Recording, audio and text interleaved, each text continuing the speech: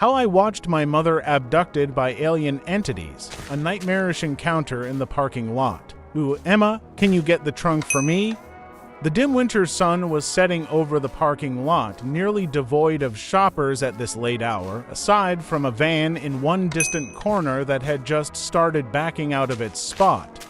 I set my bag down in the passenger seat and rounded the side of my mom's penicillium green Camry, met with her impatient and lightly sweating face.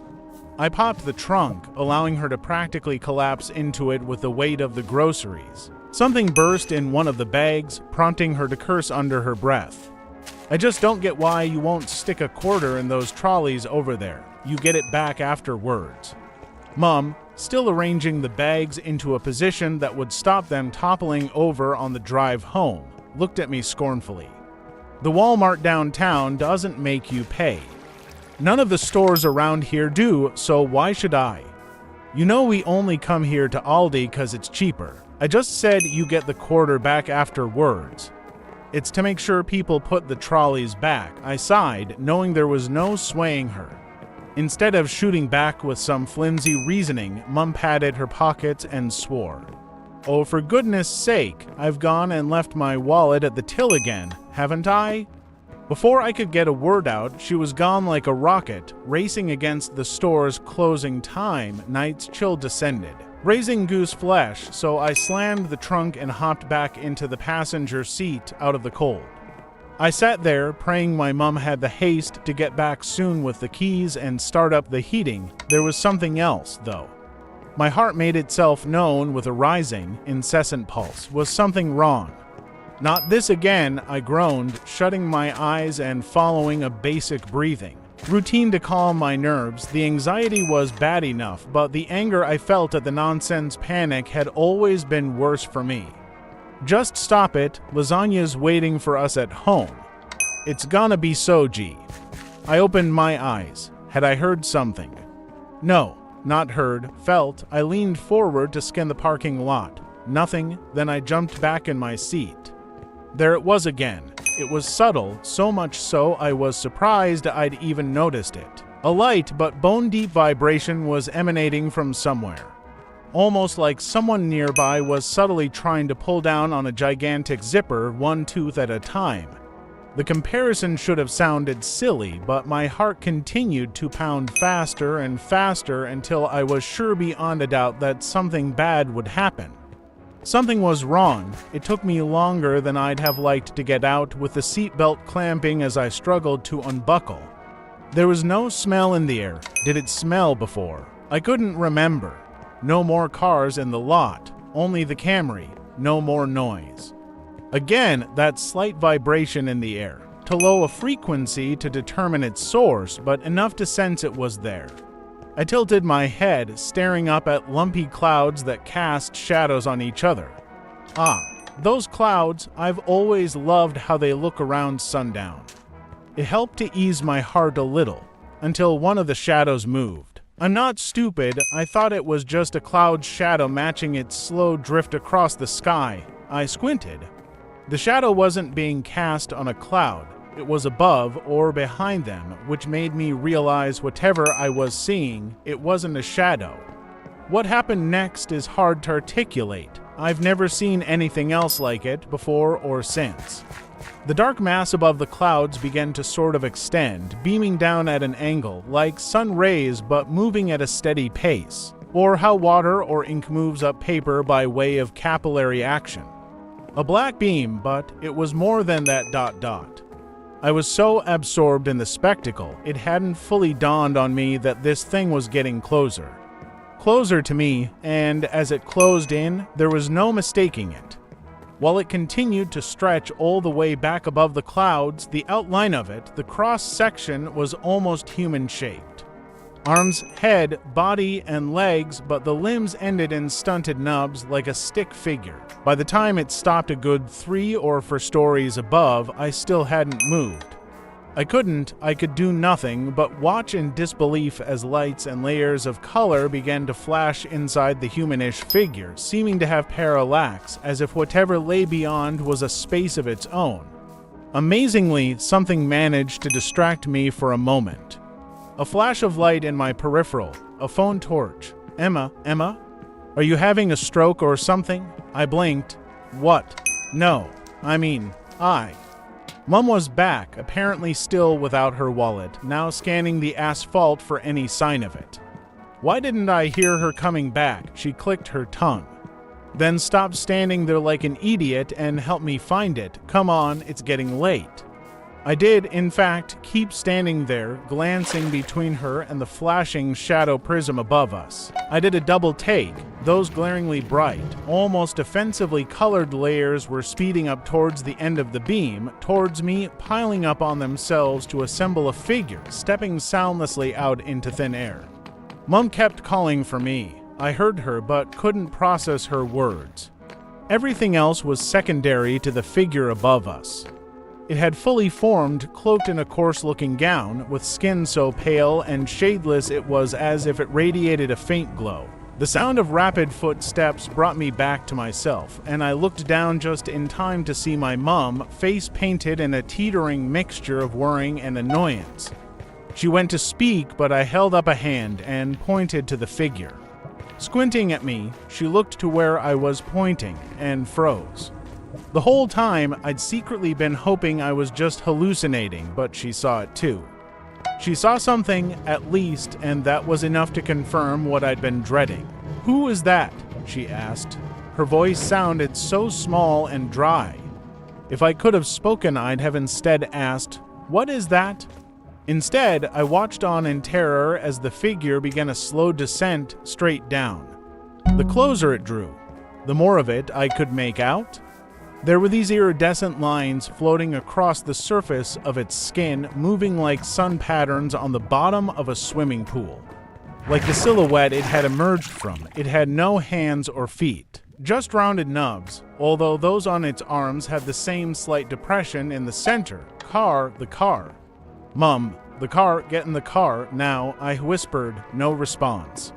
I reached out, grabbing her by the arm and shaking her. She was absolutely rigid. One of us had to move, and I imagined we were both hoping the other would do so. A second figure emerged from the prism, identical to the first, except it was wearing a plain t-shirt and shorts. At the same time, the first one finally touched down on the asphalt and stood, tilting its head up, apparently waiting for the other to arrive. If I had any lingering doubt that these things weren't human, it was squashed when I saw their faces, or lack thereof. I couldn't see any ears, and where a face should have been was only a circular metal grate, maybe gold or brass ... The four of us stood there, still and silent. They stared at us, and we stared right back, completely lost in the foreign sight of the beings. A breath, then they turned to each other. I don't know if I expected them to talk, but they didn't, not in any language I know. Faint at first, getting brighter with every pulse, constellations began to flash behind the metal face grates of each of them. I heard nothing aside from a few damped vibrations, yet somehow I knew there was a conversation. Going on ... Very slowly, I took a step back and reached an arm behind me to feel for the car. All the while, my eyes stayed locked on the beings. I kept reaching further and further. My fingers brushed nothing but air. One of them abruptly turned and looked at me, or at Mum, I couldn't tell. My chest tightened. This wasn't happening. It raised one stunted arm to point at my mum, releasing another cascade of flashing lights behind its grill face. The other crossed its arms and looked over too, like it was waiting for something. I had to risk it. I pivoted, throwing a glance over my shoulder. The car was 20, maybe 25 feet away. I didn't remember wandering that far from it. I noticed something else then. The trees, the grass, all of the greenery surrounding the parking lot was gone. It gave me the impression of a planet that had never evolved life or where all life was extinct. There was only bare, dark soil enclosing the lot. Seconds before I went for the car, Mum let out a scream. One that I still hear from time to time in dreams and background noise. I spun around to see the first being, the one wearing a gown, gliding across the ground with an arm outstretched. Mom didn't have time to move. It came to a dead stop before her, arms still raised. And I saw something emerging from the small depression at the end of its stump. What I now understood was a hole. Whatever came out was darker than the night sky, and I couldn't place its shape, but it looked like it was made out of a mass of ever-shifting black crystals. Mom screamed again. It was more of a gasp, actually. A gasp that lasted barely a second before a bubble broke free of the shifting appendage and fixed itself over her mouth, silencing her. Another floated down to her wrists and ankles, binding her in place and stopping her from moving as one more broke off from the being. It looked a little like an arrowhead or some other sharp, triangular tool, a razor edge cutting through the air and hovering just over her stomach. I understood the danger then, not for me, but her. Abandoning caution, I leapt forward, yelling, "Get away from her!" But I rolled my ankle and went crashing down onto cold, hard asphalt. Dazed, I tried to lift myself and managed to look up at the beings with blood pouring from my nose and a cut on my cheek. The one in front of my mum barely seemed to notice me, giving me a quick look then getting back to the matter at hand, whatever that was. Mum squirmed against her restraints, issuing muffled groans through her nose. I forced my limbs to work, but I was held fast. Mounds of that shifting black crystal had smothered my hands, binding them to the ground. I looked at my mum, helpless, terrified. She met my eyes, blinked away a tear, and squeezed her eyelids shut. At the back, the being wearing a t-shirt made some kind of gesture, like it was impatient, and the robed being nodded, turning back to Mum and directing the arrow-shaped object. At the same time, her blouse began to lift up and off her, pulled by an invisible force and exposing her belly. The being hesitated for a second, and I felt a spark of hope that it might show mercy, but of course it didn't. The dark arrowhead pressed into her skin, slicing through layers like butter and dragging a line downwards, leaving a clean incision.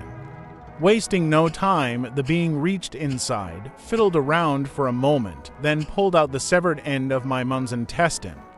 Blood and shit splattered the ground, trailing away from her as the being floated backwards, keeping hold of the organ until it was stretched to its full length. I tasted bile. "Stop, you fucks, you fucking."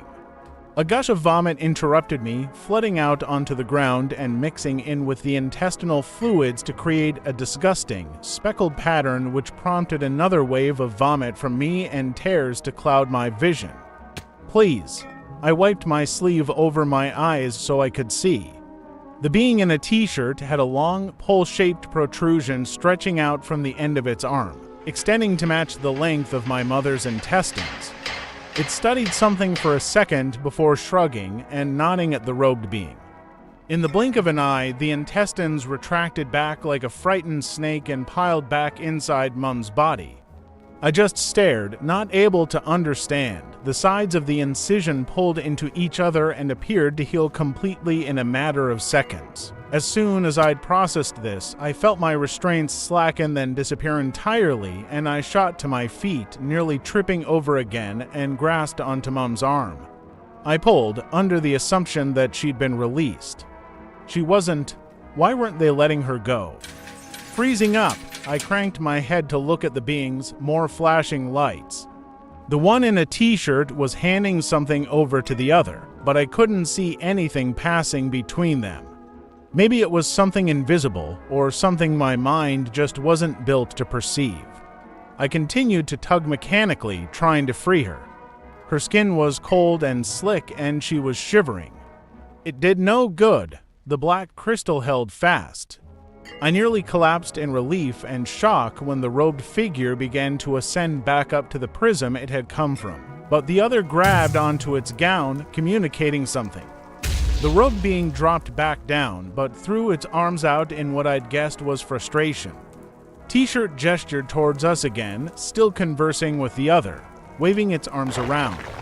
Still, the robed figure seemed to acquiesce and slid across the ground towards us again. Lights continued to flash behind its grill face, all varying shades of orange and red, like it was angry. I couldn't let it happen again and lunged at it, planning to do. I don't really know. I just wanted to protect my mum. Right as I made contact with the being, I felt a shift in the air. The fluid in my ears swirled. It made me dizzy. When my eyes stopped rolling to the side, I realized I was being held still by the pale, stunted arms with odd patches of hot and cold traveling around on its skin. Somehow, I'd wound up in the arms of the being wearing a t-shirt, and those arms held me tight, tighter than any living thing should be able to. "Get the fuck off me," I screamed, flailing and lashing out. In a desperate bet for escape, I tried to bite down on one of its arms. It felt like I'd been curb stomped, like I'd bitten down full force on granite ... I kind of gave up after that. It just hurt too much to think. Instead, I took in my surroundings. Where was I again? Mum. The robed being was standing in the way of her, but it was doing something. I couldn't see what, but by the way Mum was squealing behind her gag, it made the first procedure sound like a pillow fight. I just cried. There was no other avenue for relief except the tears. Then everything went quiet. Mum trailed off into a whine, and then nothing. No wind and no trees or leaves rustling because they'd all vanished, just me, Mum, and these things. The one holding me loosened its grip and I gasped, gulping down stagnant air. It floated over to where Mum was and the robed being stepped aside, finally letting me see what was happening. I didn't really want to know. I really didn't, but my muscles were locked in place. In one hand, the robed being held one end of an artery it had pulled out of Mum's chest. Without warning, the two entities shot up into the air, coming to a halt somewhere above. As they moved, more blood vessels phased through the skin of Mum's body, contorting and straightening to fuse at their ends, forming an unholy, pulsing rope. With speed faster than I could process, the beings flew away, vanishing into the night while clutching the single fused vessel of veins, arteries, and capillaries. There was blood, yes, but only a little. It all seemed to be contained in that one long tube they continued to pull along through the atmosphere. From the opposite direction, they passed once. I saw them pass over one more time and disappear into the distance before the meaty vessel pulled taut. At the time, I hadn't really pieced it together. I think they'd looped around the entire planet. Not once, but twice, and then some, in what couldn't have been more than 10 seconds. I blinked, and they were back, standing in the parking lot and flashing their lights at each other. I didn't even have the energy to whisper in protest. T-shirt looked reluctant in some way and handed over more of something I couldn't see to the robed entity. As they did this, the red string they'd made from Mum's blood vessels pulled back by itself at impossible speeds, retracting out of over to loops of planet Earth and back into my Mum, breaking apart, phasing back inside and reassembling into their proper structure. That's what I'd guessed. Anyway. Glassy-eyed and so pale, the crystalline restraints dissolved and my Mum slumped limp to the ground. I stood motionless for a second before realizing my own restraints were gone as well, and I bolted over to her. I was whispering something, assurances, maybe apologies, I can't remember. The two beings watched us, then they ascended back up to the dark prism and out of sight. It began to pull back, up into the sky, and when I blinked, all the trees and the grass were back. It all felt normal, almost normal. The only change was that the sky was a little darker and my Mum felt a little colder. Then a lot colder. I placed 2 fingers on her neck. There was no pulse. When the paramedics arrived, they rushed over to us. Their movements were frantic but controlled. Just 30 seconds later, that urgent energy was gone, replaced by a dull rhythm that told me all I needed to know ... She was pronounced dead on scene. The coroner later concluded that Mum had simply died. No cause could be found, but brain damage signified a level of hypoxia. I guess that's what happens when your blood is outside of you, even if just for a minute. Strangely, I found my anxiety to diminish after that night. It still flares up now and then, but most of the time, there's just this hollow feeling in its place. I don't go to Aldi anymore. Seems silly to mull over something like that, but I can't even be near those big parking lots now. I get my groceries delivered. Maybe it sounds like I'm managing. I am. Inside, though, there's a crack that can't be fixed, can't be filled. It's worn down over time, gotten less jagged and easier to deal with. Things don't really shock me anymore, or at least the shock is dulled.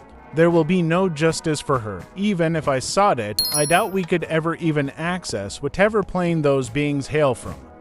Whatever power we think we have, all those things see when they look at us is a world of monkeys banging stones together. I'm sure of it. In fact, I'm willing to bet on it. As much as they bet on my mum.